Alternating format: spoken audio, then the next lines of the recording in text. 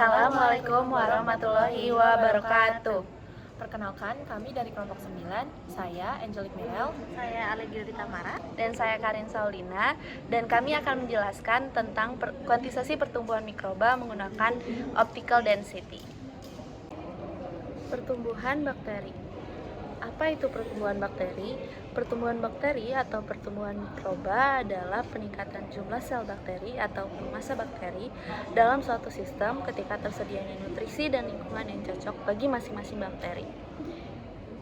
Lingkungan yang cocok bagi masing-masing bakteri itu memiliki spesifikasi seperti suhu, tekanan, dan masih banyak lagi. Pertumbuhan bakteri ini melalui pembelahan biner, atau ia akan menggandakan populasinya secara eksponensial dari waktu ke waktu atau secara konstan dari waktu ke waktu. Untuk menghitung pertumbuhan bakteri ini sendiri ada beberapa metode. Yang pertama itu adalah metode secara langsung atau direct. Ada 3 macam, yaitu plate count, filtrasi, dan most probable number atau MPN. Dimana ketiga macam ini langsung menghitungnya dari apa yang kita lihat. Sedangkan secara tidak langsung atau indirect itu ada 3 macam juga, yaitu turbidity, yang kedua adalah aktivitas metabolik, dan yang ketiga adalah dry weight. Yang pada kali ini kita akan menghitungnya dengan turbidity atau kekeruhan. Kenapa metode ini secara tidak langsung? Karena kita memerlukan alat kembali, yang dalam hal ini turbidity kita akan memakai spektrofotometer. Turbidity atau turbiditas itu apa? Turbidity atau turbiditas itu adalah tingkat kekeruhan dalam air, yaitu keadaan di mana transparansi suatu cairan itu berkurang atau menjadi keruh akibat adanya pertumbuhan bakteri atau bakteri yang semakin banyak atau bertumbuh. Dari situ pula kita dapat menghitung absorbansinya dengan spektrofotometer. Selanjutnya, saya akan menjelaskan prinsip kerja dari optical density. Nah, prinsip kerja dari optical density ini adalah pengukuran absorbansi menggunakan spektrofotometer. Pengukuran optical density ini dilakukan berdasarkan penyebaran cahaya pada larutan sampel. Nah, saat cahaya tampak melewati suspensi dari bakteri, cahaya akan tersebar dan melewati sel bakteri. Nah, semakin keruh larutannya, maka cahayanya akan semakin terserap oleh bakteri, sehingga nanti cahaya yang dilewati semakin sedikit. Nah, semakin keruh berarti bakteri yang ada dalam larutannya semakin banyak. Nah, selanjutnya saya akan menjelaskan langkah kerja dari pengukuran mikroba menggunakan optical density.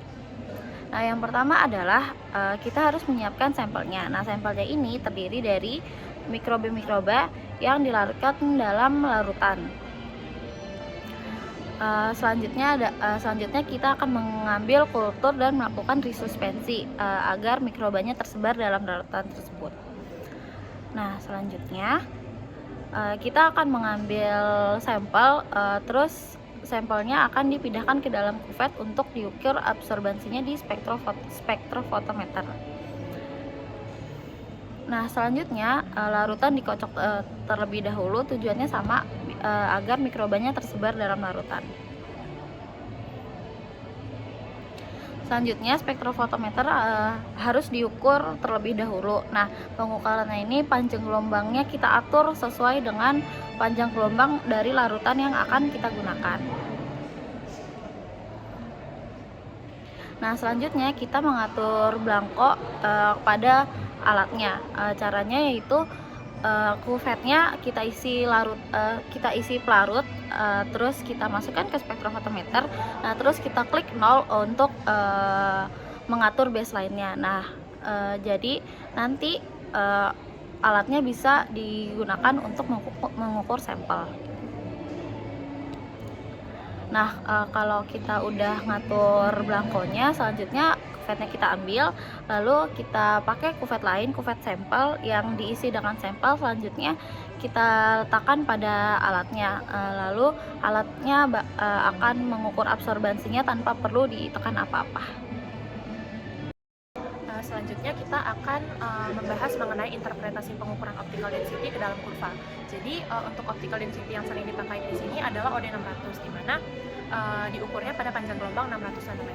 Nah, pengukuran optical density ini biasanya menggunakan spektrofotometer yang menggunakan kuvert dari kuarsa, dan output atau hasil pengukuran dari optical density ini berupa waktu dalam satuan jam atau hari, terus habis itu OD atau optical density-nya, dan satu lagi log dari CFU, yang satuannya CFU.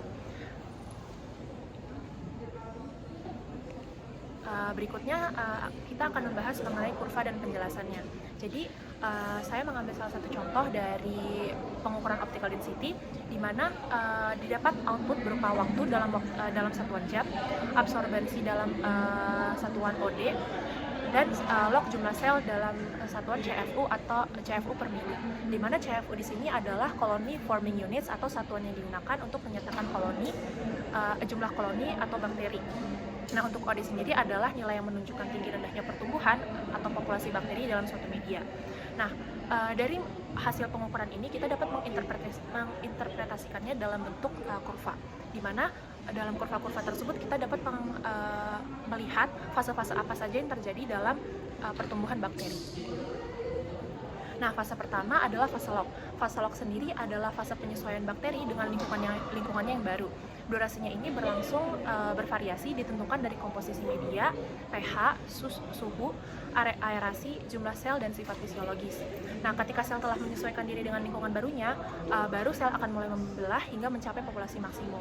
Nah, di sini fase lognya itu terjadi pada 3 jam pertama pada masa awal pertumbuhan.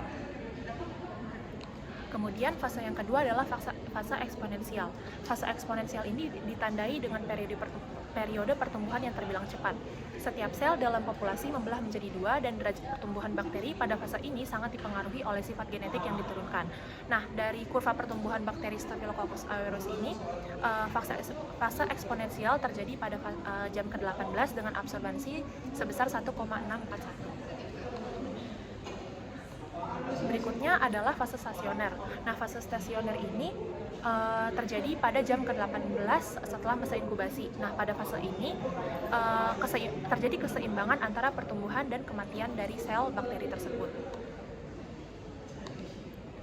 Kemudian fase yang terakhir adalah fase kematian.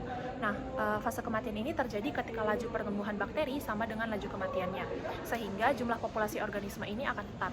Keseimbangan ini terjadi karena adanya pengurangan derajat pembelahan sel akibat kadar nutrisi yang tidak cukup dan akumulasi produk yang beracun bagi sel sehingga mengganggu proses kematiannya. Nah, pada kurva pertumbuhan bakteri Staphylococcus aureus ini, fase kematiannya itu terjadi setelah 24 jam masa inkubasi. Sekian penjelasan dari kelompok kami, kurang lebihnya mohon maaf. Wassalamualaikum warahmatullahi wabarakatuh.